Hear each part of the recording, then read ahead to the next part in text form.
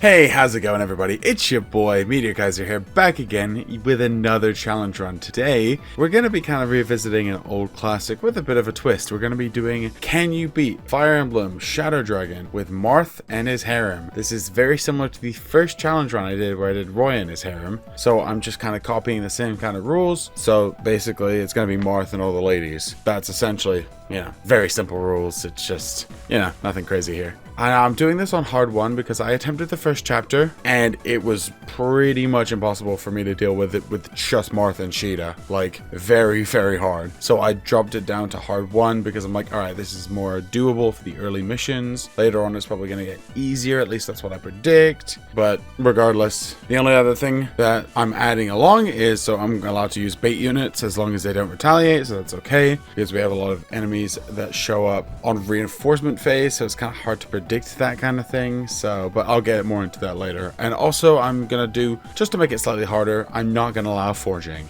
Forging is pretty broken, especially early on, and I want to avoid that, so I'm gonna make that slightly harder for myself. But anyway, with those simple rules over and done with, we're gonna jump into the challenge. So first up, we have chapter 1, Marth embarks. I brought up the baiting thing because this is gonna be where the baiting thing happens very early. These pirates are surprisingly scary, or maybe Marth is just trash. It's really up in the air at this point.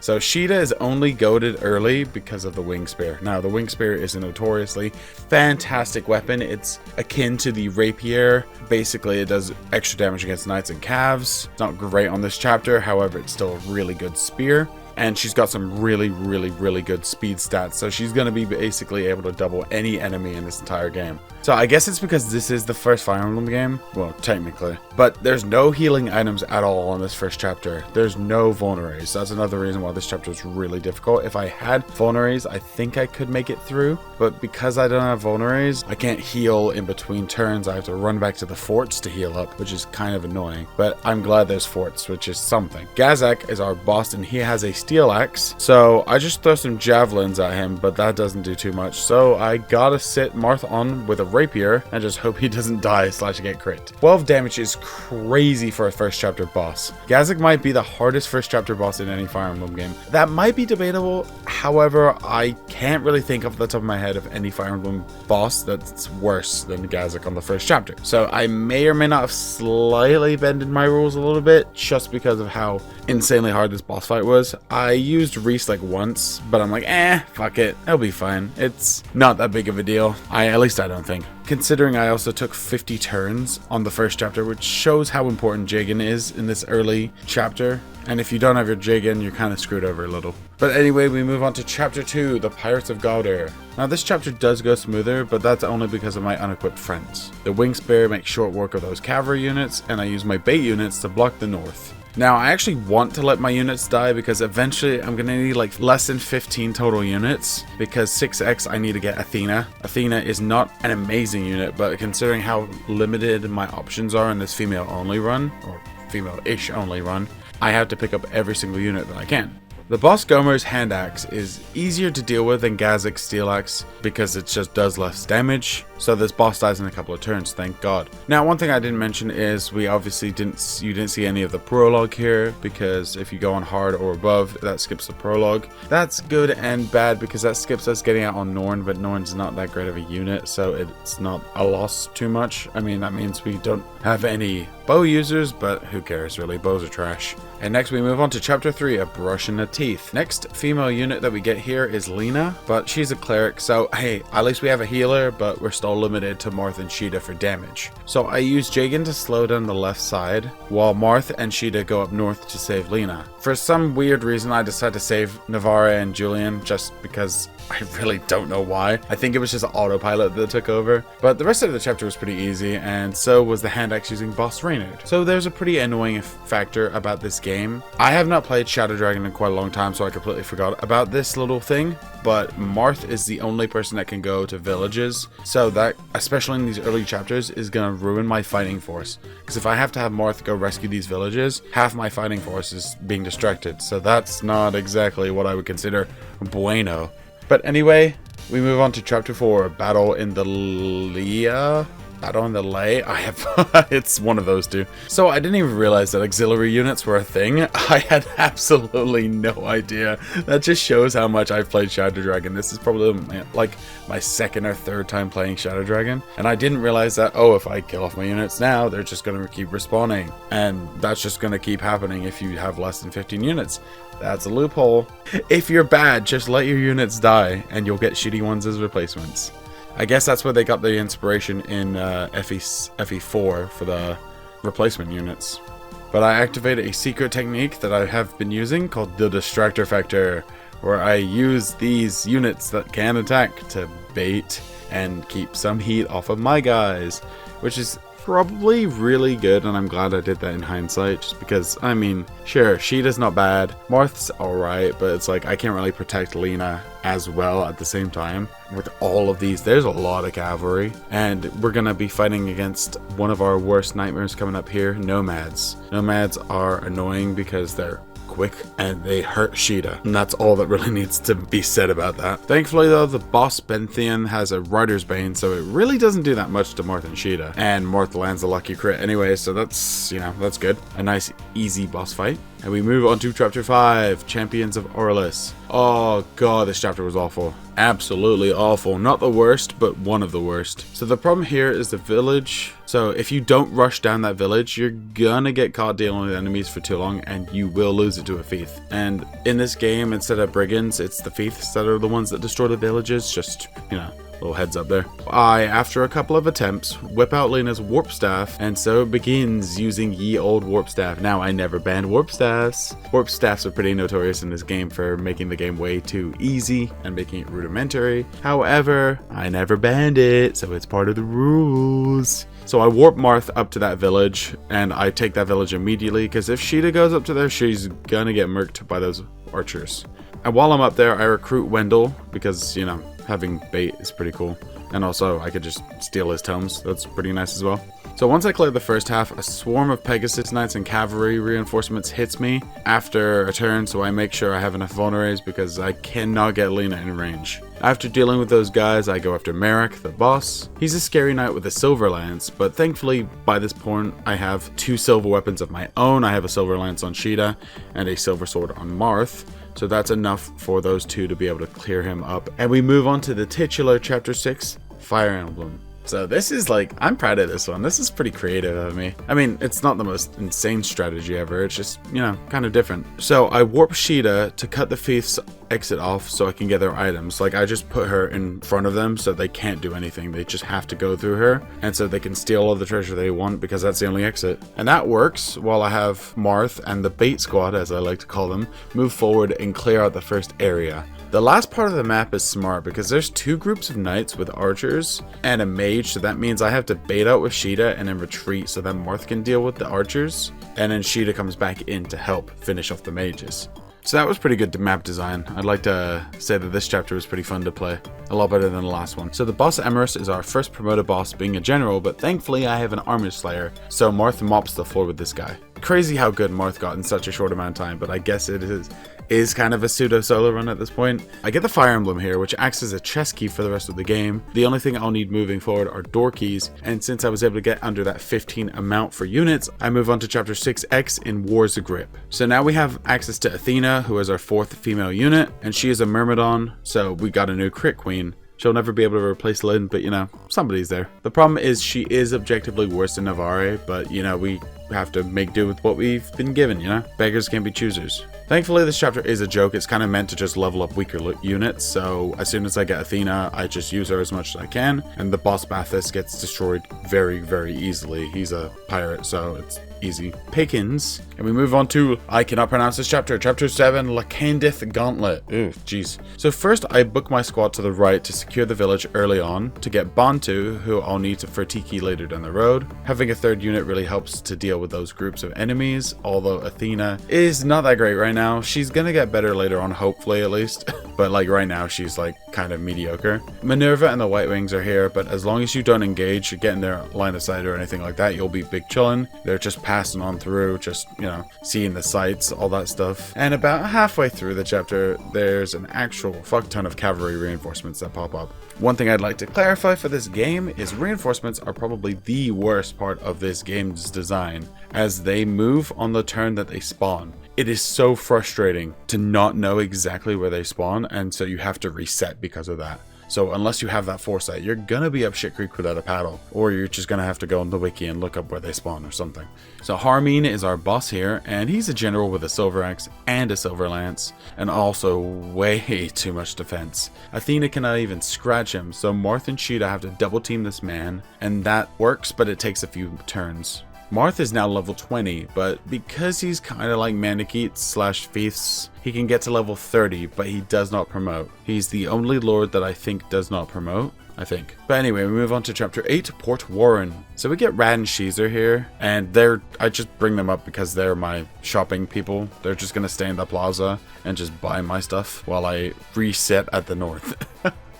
Now, I'll clarify that. It's a pretty bad chapter. This was really hard. We have a combination of knights, nomads, archers, and cavalry, and they just together are hard to deal with because you have the knights that take a few turns to deal with individually but are not that strong, but while you're dealing with those, the nomads sneak up behind and then stab Sheeta in the back with an arrow. So that's no bueno. So this is one of those chapters where checking ranges is pretty important, because the second I forget to check, I get fucked over. So lo and behold, check ranges. Athena is starting to hold her own weight now. She's a few levels higher and she's able to deal with those flimsier units pretty easily, like some of those cavalry and the archers. The boss Cannibal is a knight for some reason. I don't understand why they went from a pre-promoted general to a knight. It's like, okay, why would you downgrade your boss's end? He's only rocking 11 sword, which is pretty cool though, because I get 11 sword when I'm done with him. 11 swords are not amazing by any stretch of the imagination. I think the only character in any Fire Emblem game that 11 sword is actually useful for is Robin. And I think I'm not wrong about that, so I'll die on that hill. Yeah, I think I'm willing to die on that hill. But we move on to chapter 9, the Parathi Dragon, or something. Interesting chapter here, because I have Marth rush the village while Sheeta covers, and I send Athena out to take out the left area. Pirates are inaccurate, but they pack more of a punch than normal cavs or knights do, so I don't have to worry too much about that, but there are a lot of pirates here. So after getting that village, I use Sheeta to bait out the right side archers, which is a very scary game. I'm really playing with fire here. And while that's happening, Marth picks up those treasure chests that are hanging in the middle of the map. During this bait and switch, Sheeta reached level 20 here. She has 32 HP. Now that is, I did use a Seraph robe on her. I am limiting what stat use items I'm using during this run. I'm only going to use them if I really need to type thing. And I think having the extra HP on Sheeta really helped. But anyway, she's got 32 HP, 7 strength, 1 magic, 19 skill, 20 speed, 20 luck, 8 defense, and 6 resistance. It's not too far off what I expected, but that strength is pretty bad. Oh, but that is about average. Her average for this level is like 7.8, something like that. So that weirdly fits the average. But that means over 20 levels. No, we got her when she was level 4, so 16 levels. She got 3 stat increases, which is really, really bad for a normal unit, but thankfully she makes up for it with her high speed, and because her speed is so high, she's able to use weapons like silver weapons and heavier weapons without a penalty, because her speed is so high that doesn't matter what the weight is, she makes up for it with her speed. Manu is our first Manakete boss, so I thankfully am able to pick up a Worm Slayer in this chapter, and Athena is able to use that to make her first major boss kill and make short work of Big Red. We move on to chapter 10, Princess Minerva. There's nothing too noteworthy here. It's a pretty simple chapter, surprisingly. The hardest part here was dealing with the reinforcements that came from the right side. It's like a big group of nomads and some knights along with them. What I end up doing is I clear that initial room inside where there's some archers, and then after I'm done with them, I let Marth chill in the back waiting for these guys to come up, because I'm like, alright, Marth can probably handle all of these guys by himself as long as I put him in a choke point so he's not getting surrounded. After these reinforcements are dealt with, we move up and recruit Minerva. After rescuing Maria first, who's going to be another unit of ours, we have another cleric. Not the most important unit to have, but I guess it's important to have another, a healer is nice, you can never go wrong with an extra healer. It's going to take a long time to promote her because she's only level 3, but again, she's not really what I care about here. Minerva is the unit I care about here. She is a pre-promoted Draco Knight unit who is really not as good as I remember being. Like, her biggest issues here are her low speed and strength, which is a bad pair up when she mainly uses axes, which rely on strength more than anything. And if she doesn't have enough speed, she's not going to double anything. So kind of yikes here, honestly. And I promote Sheeta into Draco Knight here because I pick up a Master Seal, and she is way better than Minerva. Because at least, like, sure, Minerva has like 1 or 2 more strength stats, but then Sheeta has like double the speed of her. The only really good thing that Minerva has going for her is her Haute Claire. Now, the Haute Claire is an insane 18 might weapon, which is, I think that's about as good as your weapon's gonna get. I think the Falchion at the end of the game does 18 might as well, or it might be 20 might or something, I can't remember. But still, that's really, really good. The boss Zarov, I guess, gets destroyed easily by a lucky double crit from Marth with a steel sword. And we move on to chapter 11, Norda Market. Okay, first real scary chapter that introduces ballistas to us. Ballistas are, I mean, they're in other games, but these are actual units where they're going to be able to shoot arrows from an extremely long range, similar to a bolting tome or even swarm tomes. The range function is a thing in this game, which is beautiful. So I avoid the ballistas at first, and I go to the right side, which is where the village area is, and I clear that out with mainly Sheeta and Minerva, because, you know, they're fast, they can get there, and they can cross the mountain. So while everyone else is trailing behind trying to avoid all of the ballista, those two clear up the area. So I do a little bit of shopping as usual, and I pick up Lind, who is going to be at the village. She is our first and only main mage here, but the problem is she starts off at level 1, so that's gonna take her a little bit of time to grind up. Level 1 at this point is starting to be like, alright, well, there's gotta be like a silver lining if she is such a low level. And there is. She has the Aura Tome, which is her personal tome, so much like the Haute Claire, has 18 might. Thankfully, she's going to be able to one-shot most low-level enemies, so that'll help her level up quicker. The problem is you throw a pin at her and she's dead, so just be careful about her. Alright, now that we've dealt with that initial area, we're going to be moving up towards the ballistas. Jake is also here. I mean, you can recruit Jake if you really care to, but again, I don't care because I don't need a ballista unit, and also he's a guy, so that's not happening. The boss Kozin is a roaming Manakete who's right to the north, so just make sure you don't mistake the cavalier that's sitting on the throne as the boss, because it's the Manakete to the north, so just don't walk in his range basically unless you're ready to fight him. So here I use Athena and Marth to deal with the ballista since they don't get destroyed by arrows like my other two main units do. Kozin goes down on enemy phase due to a lucky crit from Athena, and Marth cleans up the rest of the map, and we move on to chapter 12, the Ageless Palace. I start off by warping Marth over to the prisoners because I want to pick up Midia as soon as I possibly can. Sheeta rendezvous with Marth to help clean up the mages, and they free the prisoners. Now, all of the rest of the prisoners that are there I could not give a crap about, but Midia is a paladin that I want to use.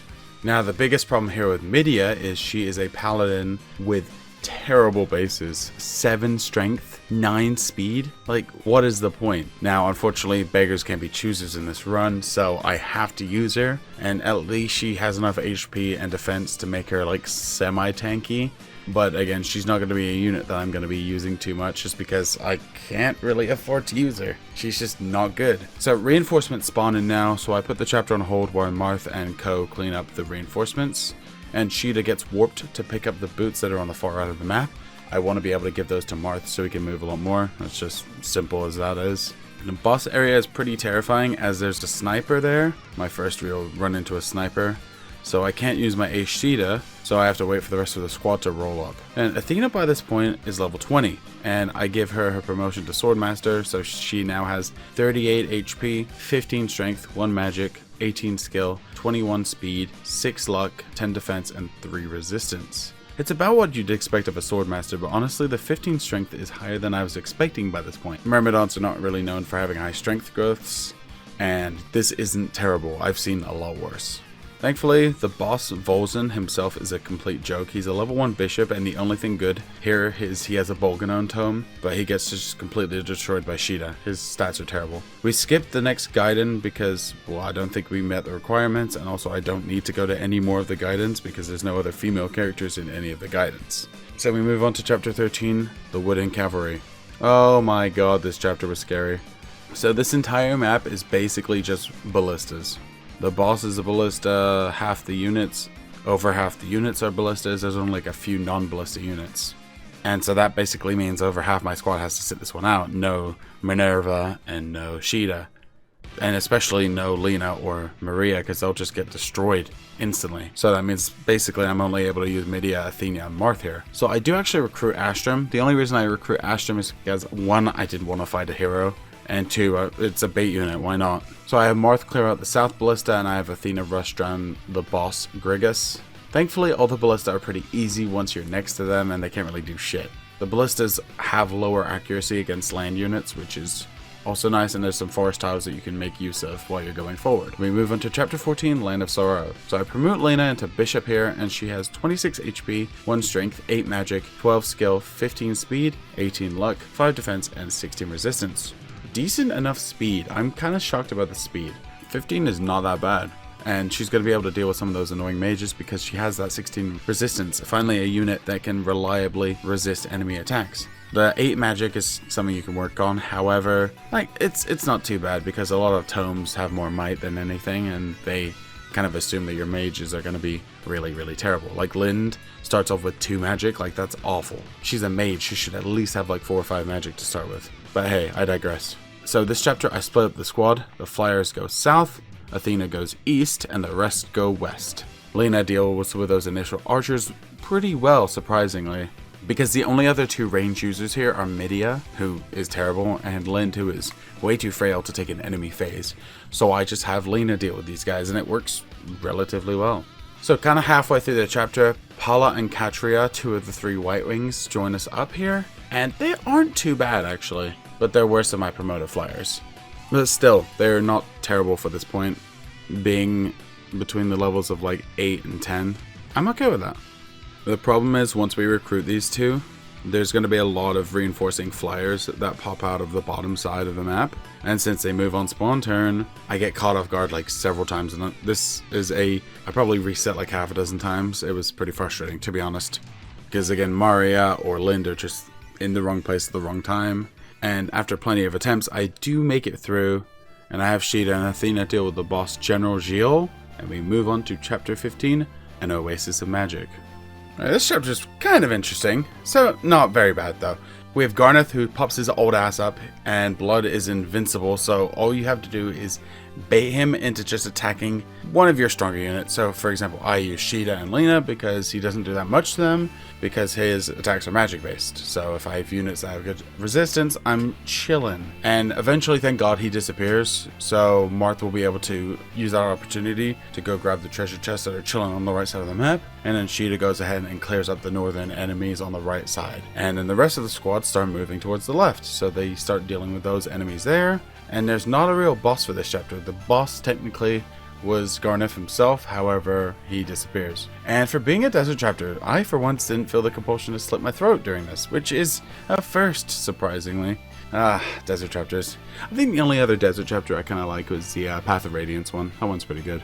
But again, pretty simple chapter. We move on to chapter 16, Battle for Altea. So first thing I do is I send my ground units like Marth, Medea, and Athena immediately left as soon as I possibly can, while my flyers bait out the enemy flyers near spawn and eventually move up to help. I have Pala and Katria get some arena experience because they're gonna need it, and you know, having money is a pretty cool thing. This chapter is so unremarkable though, that's the problem. I barely remember even playing this. It's just, you know, move forward. It's a slog of a chapter. You get to the end eventually. So there's 2 villages that you can get a different unit from. I get Aaron because I just pick a village. It doesn't matter because they're both male characters, so who cares? But guess who gets used as bait? This guy does. I do be doing that evil stuff though. And the boss Hallstatt has killer weapons. This is kind of scary, but I surround him with my flyers and Sheeta takes him out pretty soundly. So one kind of interesting thing here is that I noticed that my units were really spread out for once. Normally I like to have my army nest tight and knit so I don't get flanked, but for some reason I decided, hey, I'm just gonna let everyone kind of be everywhere. And I don't know, I just thought it was an interesting thing to bring up. I guess that's kind of what happens when the chapter is physically longer, so the units that walk quicker will benefit more. And we move on to chapter 17, Star and Savior. The first area has a room with a crap ton of chests. There's 2 thieves that are immediately in that room though, and they're going to work to try and get everything that's in there. So what I do to block this from happening is I warp Marth in the middle of the room to try and curb this problem. While Marth is cleaning up that area, the rest of the team slowly moves towards the boss area. There are regular Manicheats that are really strong, so just be careful. Those are one thing that's just going to be. Manicheats are just scary.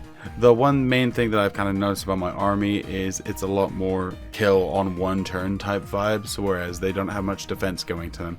My most defensive unit is Midia, and Midia is not that good. She's quite mid. Dun dun dun dun dun. But besides those Manicheats, that's really the only issue here. All I've got to do towards the boss area is avoid those snipers that are chilling on the right side, and they don't even chase after me, which is pretty nice. And I use Athena to crush the boss Morsas, who has a Mage Stone. Mage Stones use magic damage instead of physical damage that a Firestone uses, so again, that really doesn't make too much of a difference for me, but just it's important to know that if you're, because there's no physical difference between the Manicheats until you actually see what stone they're using, I guess.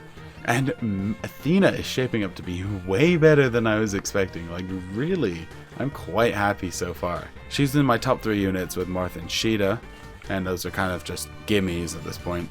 So there's a guide in here, we skip that, so we move on to chapter 18, the Sable Order. This is a weird chapter for me. This is very middle of the road when it comes to difficulty wise, so it's not insanely hard, it's just more difficult than the last few have been, not like chapter 16 was.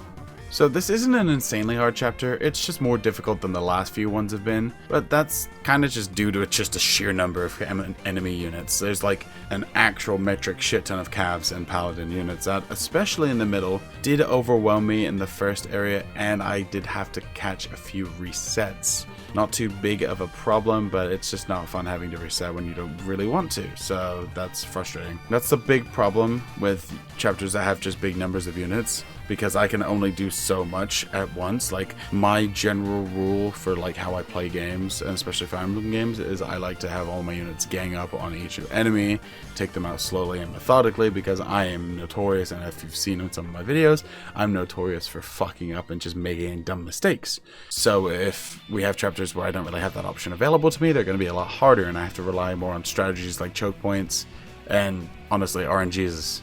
But Marth recruits Est here. Est will just show up in the middle of the chapter, walk over to Marth, and just recruit herself. So we have all the White Wings. The problem is Est is a level 3 Pegasus Knight, and it's chapter 18. Like, bruh, she's Nino, basically. Like, the OG, the ON, the original Nino. And this is also where a consistent stream of enemy reinforcements appear from the bottom left, so that really didn't help my case while trying to take out the boss Sterling. He's a Paladin with a Silver Lance, so no 2 range, so that's pretty good. And he's really not that good. He ain't shit. And I'm able to clear him out and deal with those reinforcing cavalry units at the same time. Big chillin'. We move on to chapter 19, Manicheat Princess. This is a very tight chapter. I don't actually know if I liked using the word tight like that. It's not too difficult. That's nice, but it does have some really, and I will specify really important items to get. If you do not pick these up, you're probably going to fuck over your run. Like, it's going to be really hard to beat the game if you can't get these items. So those are going to be the Star Sphere. The Star Sphere zeroes out durability, so it basically means you can use your weapon forever. The Light Spear will negate terrain bonuses, and then the Geosphere, which it only has 3 uses, but it's a very nice map-wide AoE damage. Also, we pick up Tiki here. Again, Manicheat Princess kind of is in the name. So it's important to have Bantu come along to recruit her in this chapter, because if you don't have Bantu, you're not going to be able to get Tiki. And Tiki is one of our last few remaining units that we're going to be having in this run. She is, just like Est, really low level. She's level 1, but she has a Divine Stone, and that makes growths basically unnecessary due to the stone giving stats when in use. So that's pretty swag. You get like plus 10 strength when you're using the Divine Stone. It's pretty busted. And no boss, because the boss was Tiki. If you didn't recruit her, you'd have to kill her. So, you know, fun. We move on to chapter 20, Camu the Sable. So I go ahead and promote both Katra and Pala here, because, alright, it's getting towards the end of the game. I should have my fucking units promoted. So I promote Katra at level 15. She's got 29 HP, 16 strength, 1 magic, 16 skill, 20 speed, 10 luck, 17 defense, and 4 resistance. Honestly, really happy with Katria. Sure, she's got less speed and skill than Sheeta does, but she's got way more defense and strength, so that completely makes up for that. So I have a relatively tanky flyer, which is really surprising and honestly kind of nice. Paula, on the other hand, has 30 HP, 15 strength, 1 magic, 13 skill, 15 speed, 6 luck, 15 defense, and 4 resistance. She's pretty much like Katria, just kind of worse, which is kind of surprising because I was expecting Paula to be the better of the two of them. I know Est is the grower, not the shower type, but I expected Paula to just kind of be like, hey, slap it on the table, and then Katria is just that awkward middle child that nobody wants, you know? Jesus Christ, I looked at my count, I have 4 Draco Knights. Almost half my army is just Draco Knights. Yikes. This is a flyer's wet dream, Jesus. And, you know, I was like, while I'm at it, why don't I just promote Lind? You know, might as well just do them all. So Lind has 28 HP, 3 strength, 14 magic, 12 skill, 13 speed, 15 luck, 4 defense, and 8 resistance. It sounds low, but honestly, because Lind started off with 2 magic, I'm quite happy her having 12 extra magic by this point. You know, it could be better, but it also could be way worse. So I'm pretty also happy to have another healer. She gets access to E-rank staves, it's something. So there's a couple ballista here, so that kind of makes life harder for my flyers. And because of that, I have to play it safe and have all 4 of my Draco Knights attack and surround the northern areas and take out 1 enemy at a time, just using the old surround tactic. Now I can't use triangle attacks yet because, you know, Est isn't really viable yet, but you know, we'll cross that bridge when we get to it. So my foot units and Est, because Est really doesn't have a place to go, head on south towards the ballista and the boss. I get Tiki as much training as I humanly can here as early as possible, and I've actually given her the Star Spear because I want the Divine Stone to not have any uses because it's a pretty important tome. That's the only one we get all game, so I have to make it work. I also give Marth the Light Spear so he can cross that mountain instead. And I recruit Lorenz instead of fighting him because I'm just like, might as well skip a boss fight, hell yeah. If I don't have to do it, I won't. And, of course, skip the guide and we move on to Chapter 21, Clash in Macedon. Macedon? Yeah, whatever. A surprisingly simple map for this late in the game. It's a very it's open, just go forward, rush B, and I'll stop Sukoblet, you know. So I put on the ranges. That's the biggest thing here is the enemy flyers. There's a lot of them. A lot of these enemies have like Dragon Pikes, Rider's Banes, so let's make sure that I have my ranges on at all times. I'm baiting out these units very methodically and carefully. It's definitely going to make your life easier if you play it defensively than trying to just go rush bida. So as long as you do that, you shouldn't have too much of a problem, and I didn't really have too much of a problem here. And the boss Iridian is almost as bad as the one from Chapter 8. He's got a javelin. That's it. He's a paladin with a javelin. Like, okay, javelins suck at this point. At least have like a freaking short spear or something. Don't even know if they exist in this game though. So I'll get back to you on that one. But anyway, we move on to Chapter 22, A Night-Filled Sky. Weird chapter name.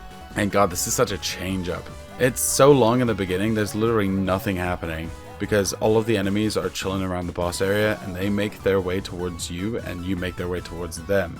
And so during that exchange, Marth hits his max level 30. He's got 40 HP, 18 strength, no magic, 14 skill, 24 speed, 26 luck, 13 defense, and just a single point of resistance.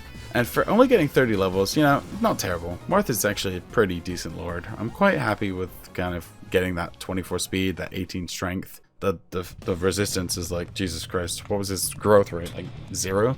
That's literally, I don't think that's any growth the entire game in resistance. So most of the enemies in this chapter are mounted, so that's important to keep in mind. I do have Sheeta go to the left to do some solo stuff, so she can go shopping, you know, buy some clothes or whatever the fuck people do in these days. Kids these days, I swear. Now, while she's going on her little shopping spree, I, on the other hand, have some close calls over on that right side with Lind and a couple of other units and resets. So the problem is there's a kind of mountain range that only flyers can access, and I can't block it off very easily. Lind gets hit a couple of times. I try and kill some enemies, and then I get caught with my pants down. It's generally speaking, Lind is that glass cannon where she's not terrible. She's able to kill most things though at this point. She's just really weak. She will die in 1 to 2 turns, / 1 to 2 hits, actually. Eventually I clear the area, and in order to make up for these resets, I go ahead and have all of my units cover those forts just in case enemies spawn in. And I use Lind to get her first solo boss on the boss Michaelis. These names, Jesus Christ. She crits him with a Thoron, 1 turn. Beautiful. Simple. Easy. Easy breezy, beautiful cover girl. We're almost there, boys. We're on chapter 23, the Dark Pontifex. So I forgot to mention that I promoted Maria somewhere in the last chapter or so, but her stats really are not important. She has a nice 15 resistance, so that's going to be very useful coming up. However, everything else is she's just a worse version of Lena, honestly.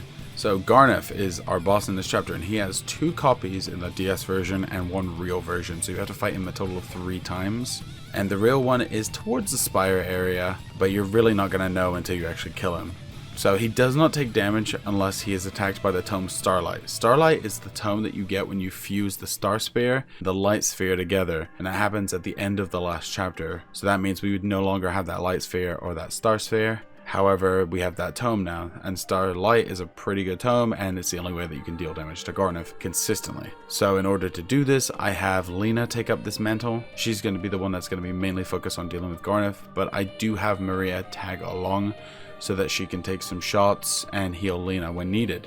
Now, the problem here is I'm taking away my 2 healers, so the only other healer I have left is Lind, and that's not the greatest thing in the world. However, I do make it work because, you know, you just gotta thug it out, you know? Almost all of the enemies in this chapter are magic users, and a lot of them carry Swarm Tomes. Swarm Tomes are essentially a bolting, but weaker, and they have more uses, upwards of 15 to 25.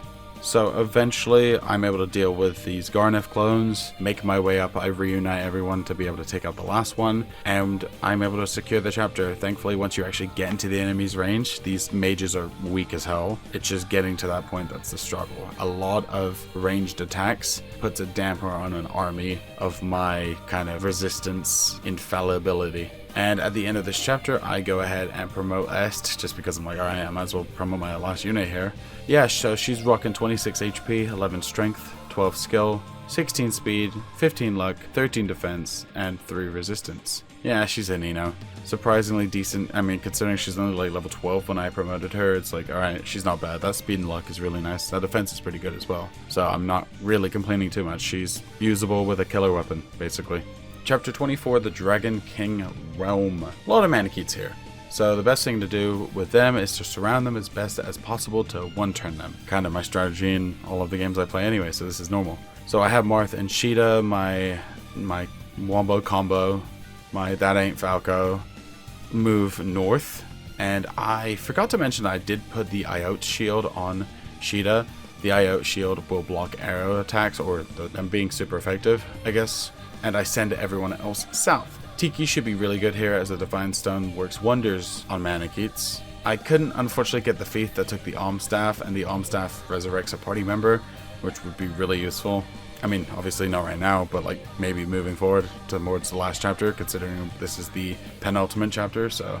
Enemies spawn from the forts, so that's not fun, and I decide not to even bother with the rest of the enemies. Where those treasure chests were, I'm just like, there's a hero, and there's some other guys. I'm just like, no, not my problem. I'll just deal with the boss. So I have Sheeta deal with the boss, Zemcel. That sounds like incel, but like, cool. A cool incel. This is where I'm glad I ran with a Dragon Pike, which is super effective on those Manicheets, and I crit and I 1-turn him. Beautiful. And I swear to God, this is just like that Roy run. It's really just like a spiritual successor to the Roy run where Lilina was the goated unit.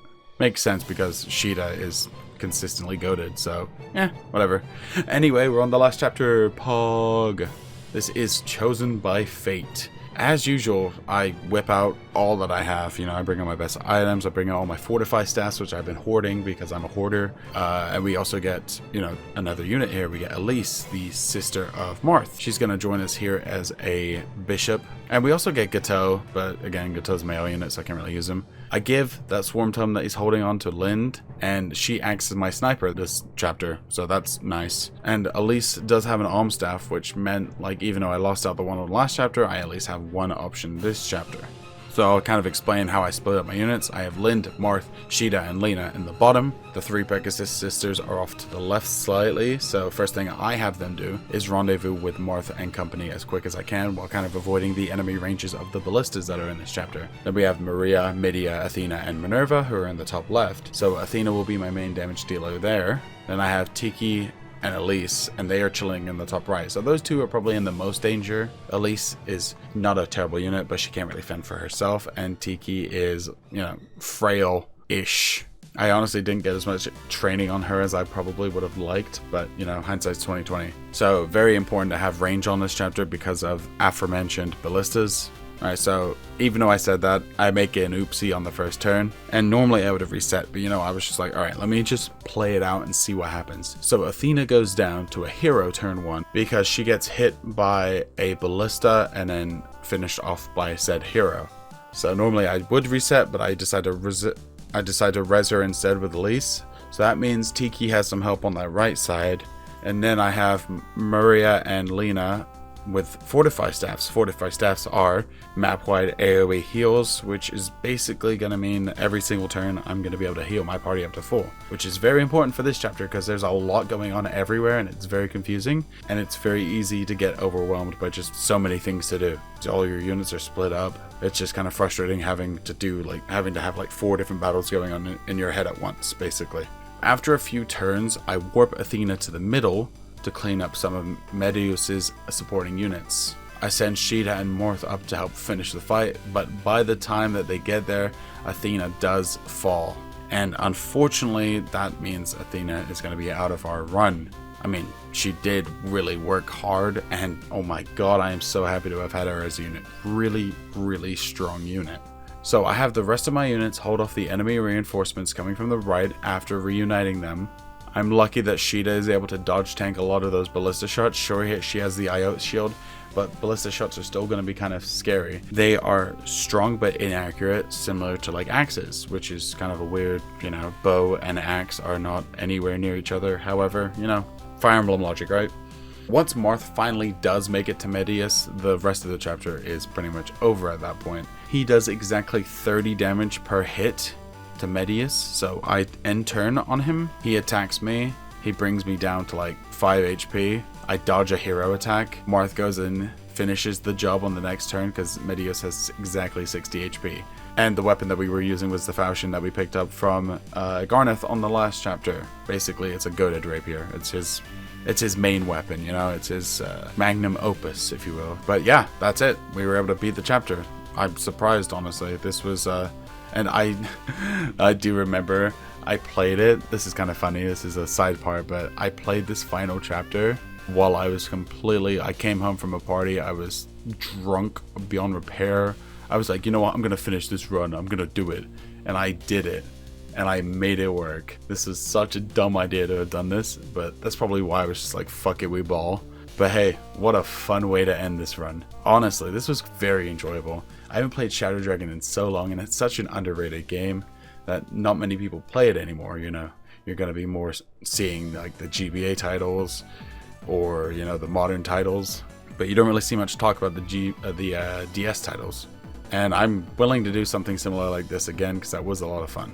Not frustratingly hard, but not brain dead easy either. Somewhere in the middle where I had to think on my feet, but again, I didn't really have to cry in a corner for weeks on end because of resets, you know. There's just too many flyers though, man. God, I'm so sick of flyers. I'm sick of flyers, but one of my upcoming runs may or may not have to do with them, so stay tuned. Sheeta was expectingly amazing, but Athena really was the one that shocked me. I'm surprised how good Athena did. Way better than anything I was expecting her to do. And again, rest in peace, you brave warrior. Our weakest link definitely was Medea. I knew she was going to be bad, but she only ended up getting like 5 levels the entire time I had her. And even that was like generous. So the rest of my units were kind of about expected, and the rest of it was just like, alright, cool. We had our good chapters, we had our bad chapters, we had our easy chapters, and we had a nice desert chapter. That's all that matters. But thank you guys so much for watching. I've been Media Kaiser, and as always, I'll see you in the next one. Peace!